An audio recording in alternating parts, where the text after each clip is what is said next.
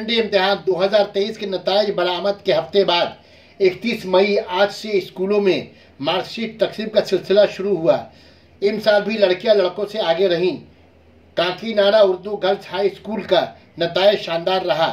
5 तालबात ने अपने स्कूल में इम्तियाजी नंबर हासिल करके टॉपर रहीं। पहले 45 नंबर हासिल करके अनीशा परवीन अपने स्कूल में टॉपर मुकाम पर रहीं। दूसरा टॉपर पर अलीशा परवीन 433, तीसरा टॉपर पर मिफ्जाला हैदर 424, चौथे नंबर पर 422 नंबर लाकर अरफा अमजद और 5वें नंबर पर 421 लाकर फौजिया खातून टॉपर रहीं। स्कूल के अच्छी कारकर्दगी पर हेडमास्टरनी साजदा साहबा ने खुशी का इजहार किया। कहा कि इस साल भी हाई सेकेंडरी इम्तिहान में लड़कियां लड़कों से आगे निकल गई।